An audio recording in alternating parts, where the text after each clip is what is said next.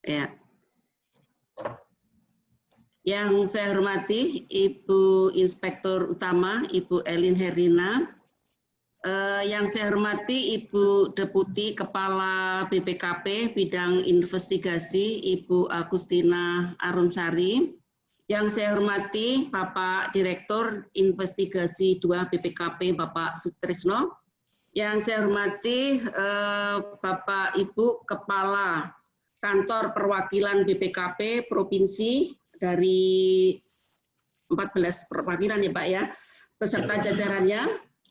Yang saya hormati Bapak Ibu pejabat Eselon 2 dari Pusat Badan POM, serta Bapak Ibu Kepala Balai Besar, Balai POM, dan Kepala Loka yang kami undang sebanyak 14 unit kerja.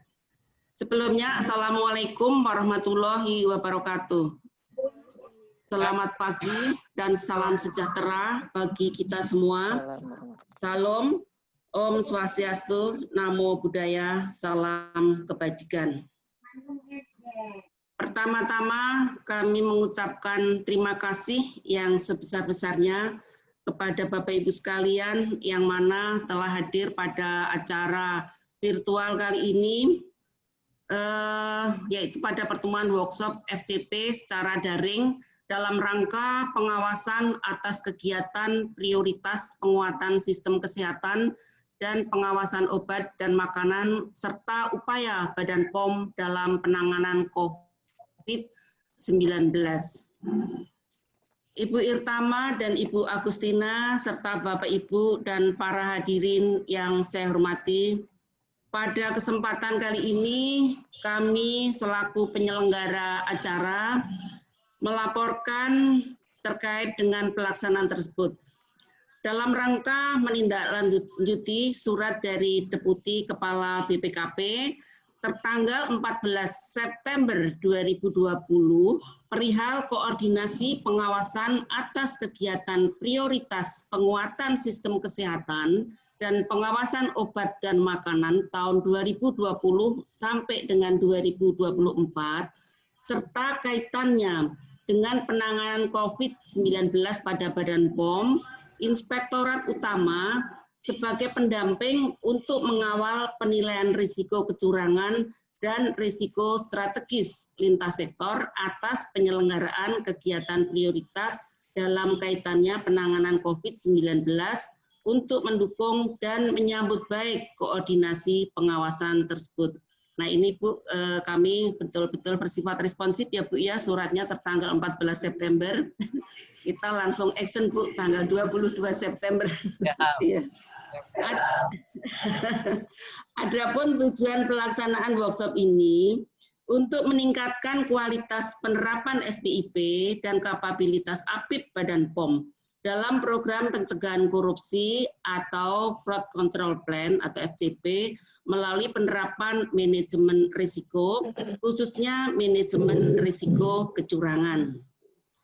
Workshop ini dilaksanakan secara daring. Semula sebenarnya mau dilaksanakan di hotel ya Pak, namun karena PSBB jadi kita beralih secara daring, yaitu pada tanggal 22 September dengan diikuti oleh 13 dari Balai Besar atau Balai POM, kemudian 1 unit kerja Lokapom di Tarakan, dan 7 unit kerja dari pusat, yaitu yang dari pusat Biro Umum dan SDM, kemudian Direktorat Registrasi Obat, kemudian Direktorat Registrasi Obat Tradisional, Suplemen Kesehatan dan Kosmetik, kemudian Direktorat Registrasi Pangan Olahan, Direktorat Intelijen Obat dan Makanan, Direktorat Penyidikan Obat dan Makanan, serta Kepala Pusat Pengembangan Pengujian Obat dan Makanan Nasional.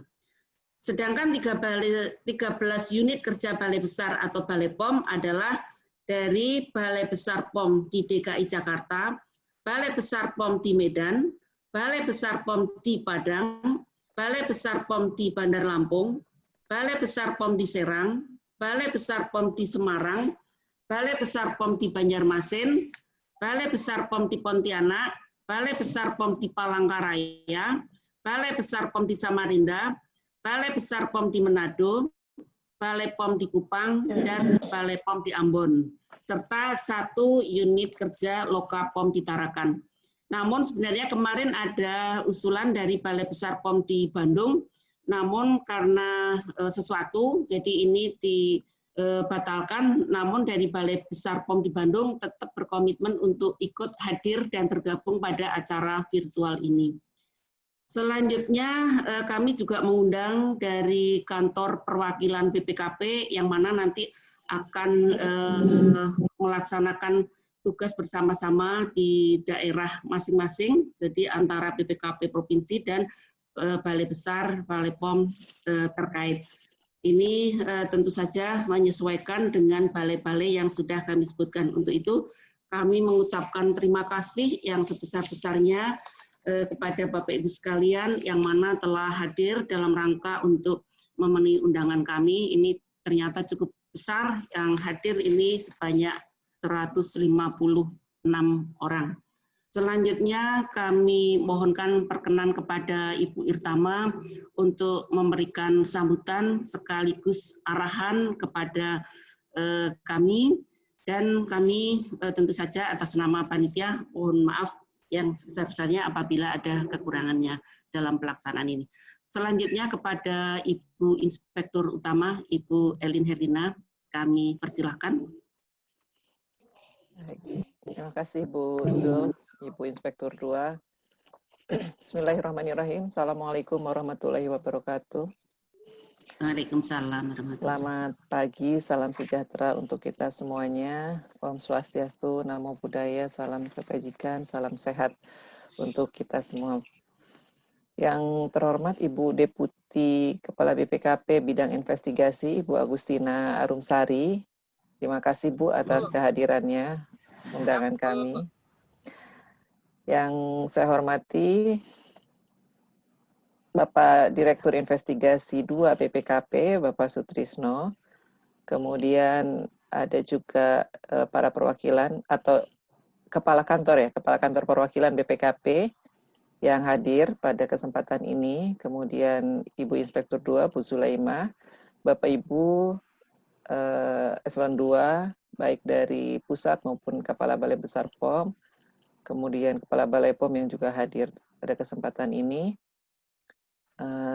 tim dari BPKP yang tidak bisa saya sebutkan satu persatu, terima kasih atas kehadirannya pada forum hari ini, yaitu workshop FCP Fraud Control Plan secara daring dalam rangka pengawasan atas kegiatan prioritas penguatan sistem kesehatan nasional dan pengawasan obat dan makanan, serta upaya Badan POM dalam penanganan COVID-19.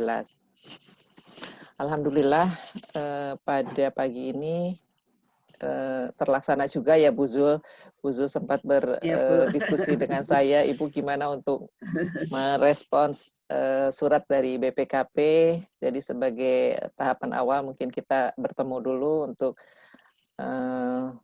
berdiskusi dalam workshop ini bagaimana, atau ada hal-hal yang mungkin perlu disampaikan di awal untuk selanjutnya dapat ditindaklanjuti. Dan mudah-mudahan kita semua selalu dalam kondisi sehat ya, Ibu Deputi, Bapak Ibu sekalian, selalu dalam perlindungan Tuhan Yang Maha Kuasa saat ini dan juga ke depannya, dan juga dengan teriring doa mudah-mudahan pandemi ini segera berlalu. Berbagai upaya sudah kita lakukan, baik secara nasional, global, nasional, maupun di masing-masing kementerian lembaga di Indonesia sudah kita lakukan untuk dalam rangka menekan ataupun menangani dan juga melakukan pencegahan penyebaran COVID-19 ini. Jadi untuk sebagai pembuka kami menyampaikan terima kasih dan tentu kami menyambut baik Ibu koordinasi pengawasan atas kegiatan prioritas penguatan sistem kesehatan dan pengawasan obat dan makanan ini, dan terima kasih juga atas koordinasi dan konsultasi yang selama ini diberikan oleh BPKP, kepada kami, kepada Badan POM, khususnya kepada Inspektorat Utama Badan POM, selama ini sudah sangat baik ya Bu Zul ya, koordinasi kita, komunikasi kita, dan sudah banyak sekali didukung, dibantu oleh BPKP. Mungkin kalau saya mencermati judul ini, pengawasan atas kegiatan prioritas penguatan sistem kesehatan, kalau dikaitkan dengan sistem perencanaan Badan POM, ini memang dalam rangka pemenuhan pelayanan dasar yang tertuang di dalam RPJMN 2020, ada kegiatan prioritas di Badan POM itu yang terkait dengan Badan POM, yaitu kegiatan prioritas penguatan sistem kesehatan. Dalam rangka pelaksanaan kesehatan prioritas tersebut, Badan POM tentu memfokuskan kegiatan prioritas tersebut kepada tugas dan fungsi Badan POM yang utama, yaitu meningkatkan efektivitas pengawasan obat dan makanan sebagai kegiatan prioritas, khususnya di tahun 2020. Ada beberapa tahapan perencanaan fokus prioritas yang kami lakukan, tentu dengan ujungnya adalah untuk peningkatan efektivitas pengawasan obat dan makanan di Indonesia. Kemudian menanggapi atau merespon atau menindaklanjuti apa yang kita alami, mungkin bisa ditayangkan saja ininya, PowerPoint-nya.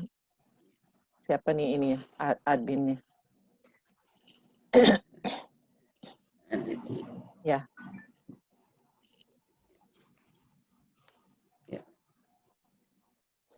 Lanjut ke slide berapa ya? Ya ini.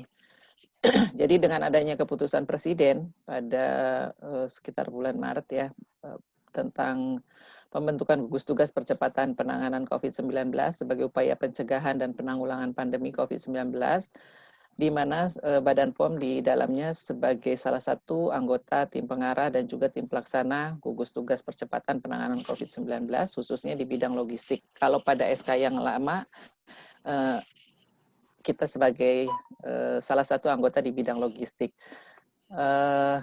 Kemudian menindaklanjuti hal tersebut, kami di Badan POM membentuk Satgas Tim Penanganan COVID-19 secara khusus dan membentuk beberapa bidang untuk bisa berkontribusi dan berperan serta di dalam penanganan COVID-19 ini, baik untuk di internal Badan POM sendiri maupun untuk bisa berkontribusi kepada masyarakat luas dan juga bisa berperan di dalam penanganan COVID-19 secara nasional. Nah, untuk itu ada beberapa bidang di dalam SK tersebut yang sudah kita susun, kita bangun, dan alhamdulillah banyak sekali kegiatan yang sudah kita lakukan, antara lain adalah menggalang sumbangan, khususnya di internal. Alhamdulillah di internal kami bisa menggalang dan kemudian kita sampaikan kepada masyarakat melalui BNPB. Kemudian kegiatan-kegiatan lain juga yang tentunya ini merupakan hal yang mungkin nanti bisa dievaluasi atau dilihat oleh tim dari BPK adalah terkait dengan refocusing anggaran untuk pemenuhan kebutuhan sesuai dengan arahan dari Presiden dan juga Kementerian Keuangan. Kami berupaya untuk tetap di dalam jalur yang ditentukan sesuai dengan ketentuan yang diarahkan oleh pusat, oleh pimpinan tertinggi, yaitu refocusing anggaran khusus untuk yang terkait dengan COVID-19. Mungkin nanti kegiatan-kegiatannya bisa disampaikan secara detail di dalam forum diskusi lebih lanjut. Nah, kemudian khusus terkait dengan kegiatan ini, lanjut, Inspektorat Utama bekerja sama dengan Kedeputian Bidang Investigasi BPKP ini untuk melakukan pengawasan lintas sektor terbatas pada kegiatan prioritas penguatan sistem kesehatan, pengawasan obat dan sistem kesehatan dan pengawasan obat dan makanan di tahun 2020-2024 serta upaya Badan POM dalam penanganan COVID-19. Nah, untuk yang terkait dengan pendekatan berbasis risiko khususnya untuk FCP dalam pengawasan fungsi dalam menjalankan fungsi pengawasan, kami mungkin nanti Bu Zul akan memaparkan lebih detail manajemen risiko yang kami lakukan di APIP di Inspektorat Utama sebagai APIP dalam menjalankan fungsinya. Jadi kami harapkan untuk kegiatan ini bisa kami jadikan sebagai bahan pertimbangan untuk perbaikan ke depan terhadap penyimpangan atau sebetulnya ini mitigasi dulu ya, apabila ada penyimpangan atau kegagalan atau resiko yang kemungkinan akan terjadi, ini bisa diantisipasi lebih awal. Kemudian kita bisa juga menyusun laporan dengan rekomendasi yang disampaikan kepada para pemangku kepentingan untuk perbaikan sistem ke depan. Nah, untuk proses peningkatan risiko, proses penilaian risiko tentu harus dilaksanakan secara berkelanjutan dengan siklus yang interaktif, di mana tahapan-tahapannya sudah ditetapkan dan harus diikuti, yaitu antara lain mengidentifikasi risiko, kemudian menilai dampak, memprioritaskan tindakan untuk pengendalian, dan juga terakhir adalah bagaimana kita harus melakukan upaya untuk atau mengidentifikasi dan untuk melakukan upaya mengeliminasi resiko yang kemungkinan terjadi. Nah, tujuan akhirnya adalah untuk meningkatkan kualitas tata kelola serta menjamin pencapaian tujuan kegiatan prioritasnya. Mungkin saya tidak usah paparan lebih banyak, ini hanya pembuka saja, Bu Deputi. Selanjutnya kami mohon Ibu Deputi ya untuk memberikan sambutan ataupun paparan.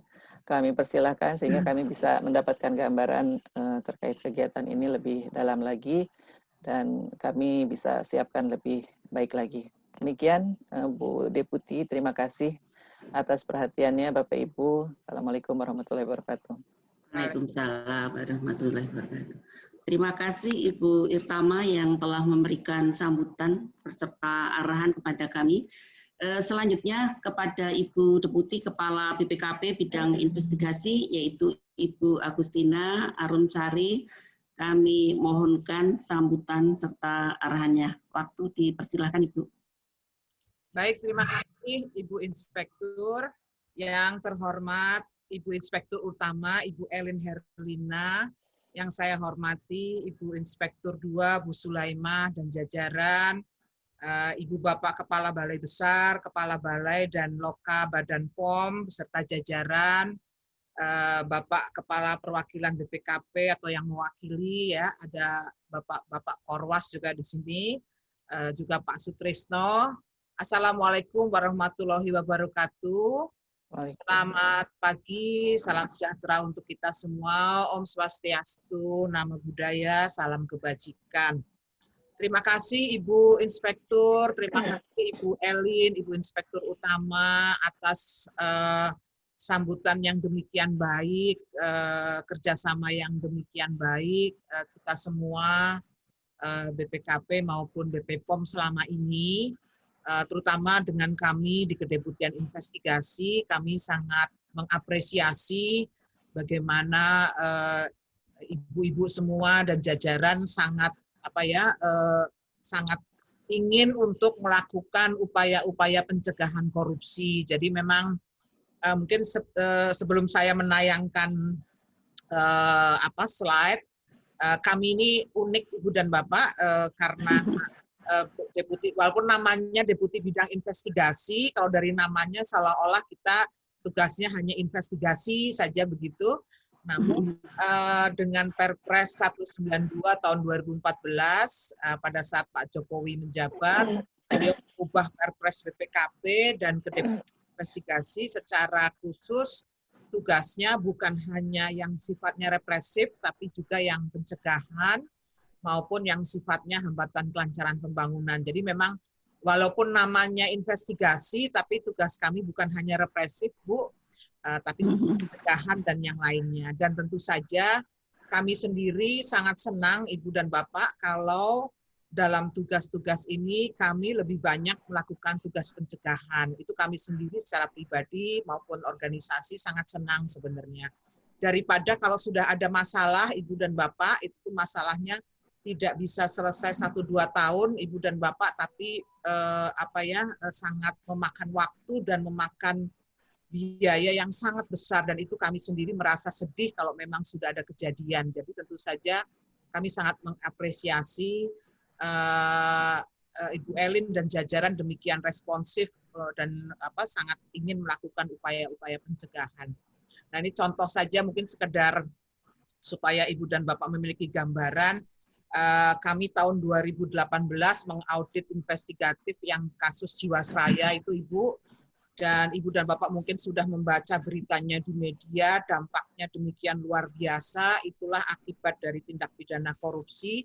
Dan sekarang kami pun mendampingi Kementerian BUMN melakukan restrukturisasi penyehatan Jiwasraya, yang salah satunya adalah di nanti nota keuangan 2021 sudah muncul permintaan bantuan tambahan dana dari APBN sebesar 22 triliun untuk menyehatkan Jiwasraya. Jadi saya sekedar menyampaikan ini supaya memberi gambaran kepada kita, kalau fraud sudah terjadi, kalau tindak pidana sudah terjadi, dampaknya demikian luar biasa, sudah banyak juga yang diproses secara hukum, dari sisi keuangan juga dampaknya luar biasa. Jadi tentu saja kami sangat mendorong agar hal-hal seperti ini tidak terjadi, dan tentu saja upaya-upaya pencegahan harus lebih dikedepankan, Ibu. Jadi itu memang alasan kami lebih sering berkomunikasi untuk mendorong semua kementerian, lembaga, Pemda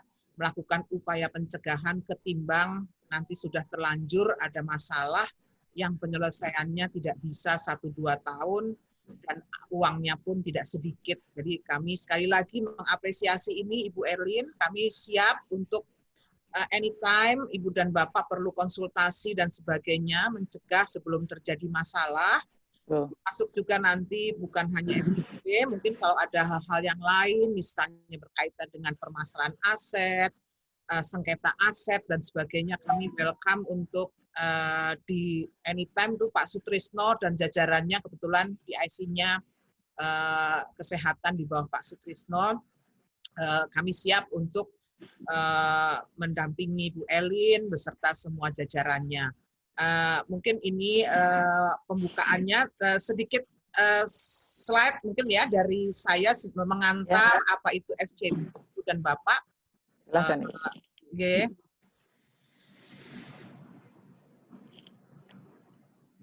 Sudah kelihatan ya Ibu dan Bapak ya? Sudah, Bu. Ya, baik. Jadi mungkin nanti teman-teman Pak Sutrisno dan kawan-kawan akan lebih sorry, ini slide-nya lari-lari. Akan lebih mendetailkan. Saya sedikit saja gambarannya.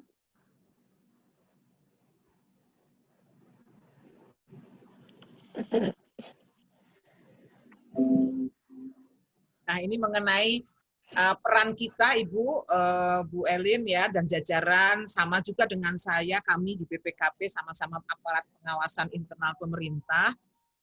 Perannya sebenarnya sangat banyak ya, dan berperan strategis karena kita ada di dalam organisasi.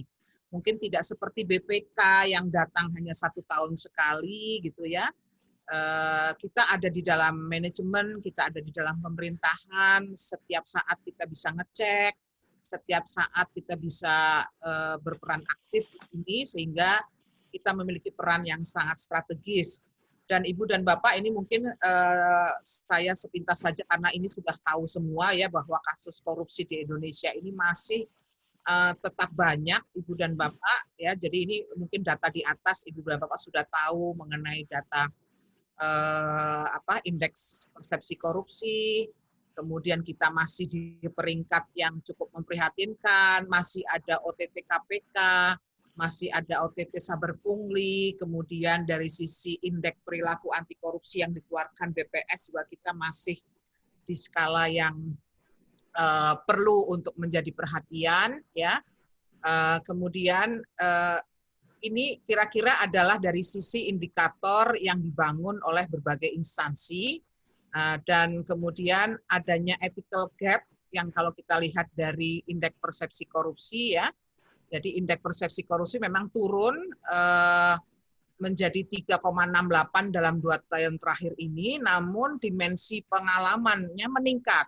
Nah ini sebenarnya buat kita menjadi menjadi catatan bahwa dari sisi pengetahuan atau nilai orang itu paham dan sebagainya ya, tetapi dari sisi prakteknya itu masih juga melakukan praktek-praktek korupsi, entah itu suap kecil-kecilan mungkin ya. Nah itu yang memprihatinkan dari sisi indeks, karena artinya ada ethical gap di situ. Di satu sisi kita semua sepakat bahwa korupsi tidak baik dan sebagainya, kita paham korupsi itu dampaknya seperti ini, tapi di sisi lain masyarakat masih melakukan juga. Nah itu mungkin yang perlu menjadi perhatian kita.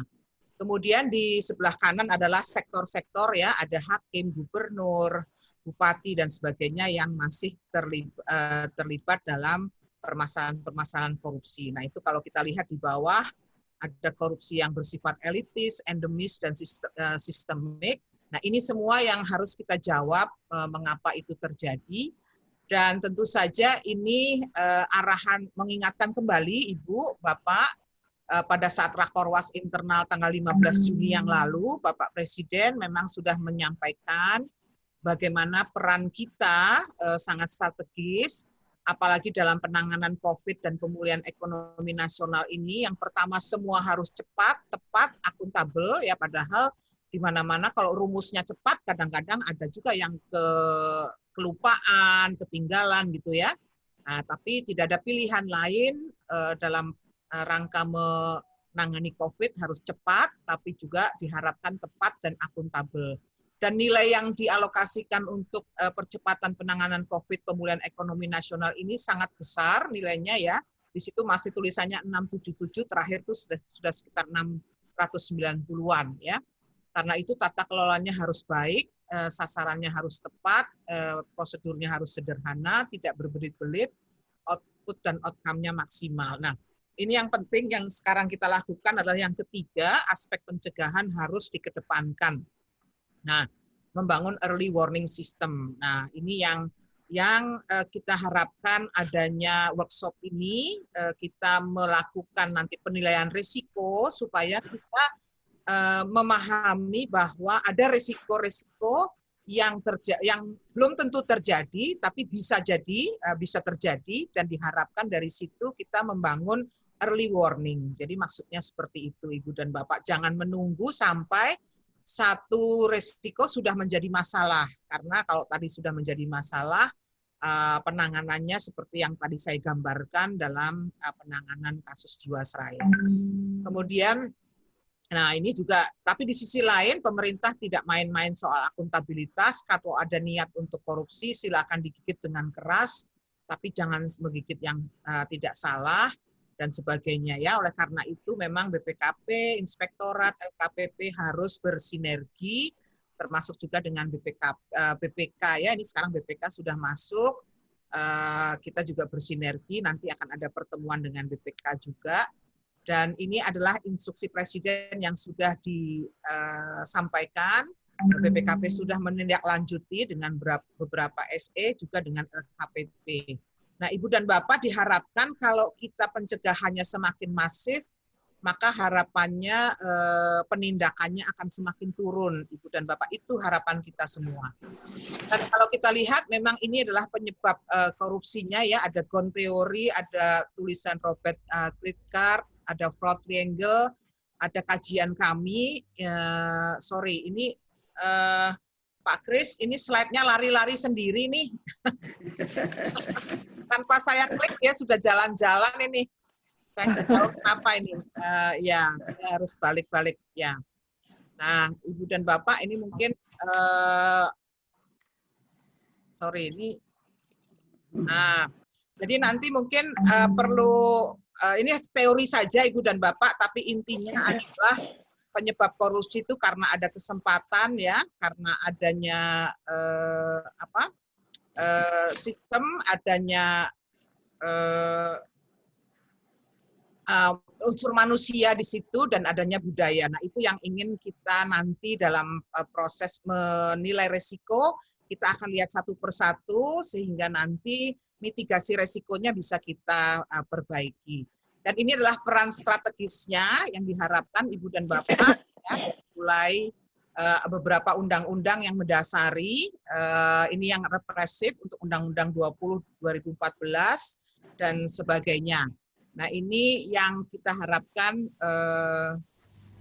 nah ini nanti yang kita harapkan adanya soft control dari kita, ya dari APIP, untuk mengawasi, untuk mengawal akuntabilitas keuangan dan pembangunan. Nah, Ibu dan Bapak, kalau mungkin kita selama ini tahu SPIP ya, intinya kita adalah menguatkan, mungkin poin pentingnya di bawah ini saja, Ibu dan Bapak, kalau selama ini sudah Ibu dan Bapak ber-SPIP, sudah ada penilaian risiko, nah kita memperkuat untuk penilaian risiko korupsi, penilaian risiko fraud secara umum, penilaian nanti masalah-masalah yang mungkin menjadi hambatan lintas sektoral gitu ya, dan nanti kita akan memperkuat dengan sistem yang kita bangun dalam FCP ini. Jadi sebenarnya tidak ada yang berbeda. Nanti kalau Ibu dan Bapak mungkin bertanya, kok apa bedanya dengan SPIP? Intinya kita memperkuat tata kelola, memperkuat sistem, membangun juga tadi budaya dan sebagainya, agar benar-benar nantinya upaya pencegahan itu dapat dilaksanakan dan memang benar-benar diimplementasikan gitu ya. Nanti itu yang akan kita bangun dalam FCP. Nah, ini kira-kira Ibu dan Bapak gambaran secara teoritisnya mengapa kita membangun berbagai macam instrumen, baik yang edukatif, preventif, maupun represif. Jadi kalau pertanyaannya mana yang didahulukan, tentu yang edukatif dan preventif ini, dua hal ini tentu didahulukan. Namun di sisi lain, represif juga tetap diperlukan. Jadi kami pun welcome Ibu dan Bapak jika memang mungkin Ibu Irtama ada masalah-masalah yang kok ini seperti ini sudah kejadian, bagaimana caranya. Nah, semakin cepat kita menangani semakin baik, walaupun tentu saja edukatif dan preventif itu tetap menjadi yang didahulukan. Nah, ini gambarannya Ibu dan Bapak yang selama ini sudah dilakukan oleh BPKP, ya, berbagai instrumen audit investigatif, audit perhitungan kerugian keuangan negara dan sebagainya. Dan tentu saja ini masalah-masalah juga yang sekaligus kami sampaikan karena di workshop, walaupun tulisannya workshop FCP, tapi kemarin saya lihat di sesi saya ada tulisannya tentang evaluasi hambatan kelancaran pembangunan. Jadi mungkin ini juga kami sampaikan. Di samping pencegahan, kami juga membantu kementerian lembaga, Ibu dan Bapak, untuk melakukan mediasi jika ada masalah-masalah yang menghambat kelancaran pembangunan. Ini beberapa contoh yang sudah kami lakukan ya. Nanti mungkin kalau ada permasalahan di BPPOM, kami siap membantu Ibu dan Bapak sebelum terjadi masalah-masalah yang berkaitan dengan hukum ya. Nah, ini contoh-contoh yang saya sajikan 1, 2, 3, 4 ini beberapa penugasan yang kita bantu untuk menyelesaikan. Ya, termasuk MRT dan sebagainya, itu juga proyek-proyeknya kita bantu. Terakhir pembangunan International Airport di Jogja, di Kulon Progo, itu juga permasalahan-permasalahannya kita bantu untuk kita dampingi, baik secara hukum gitu ya, maupun juga permasalahan keuangan. Nah, ini beberapa permasalahan yang kita lihat kenapa selama ini terjadi masalah-masalah ya. Kalau dalam proyek fisik biasanya adalah ketidaksiapan lahan, desain tidak sesuai kebutuhan lapangan, kemudian perbedaan persepsi klausul kontrak antara pemilik dan vendor, kurangnya koordinasi lintas sektoral ya, ini yang perlu diperhatikan. Terus biasanya ada permasalahan-permasalahan dengan otonomi daerah. Nah, ini yang juga menjadi tugas kami Ibu dan Bapak di samping pencegahan dan yang bersifat represif tadi itu. Ya.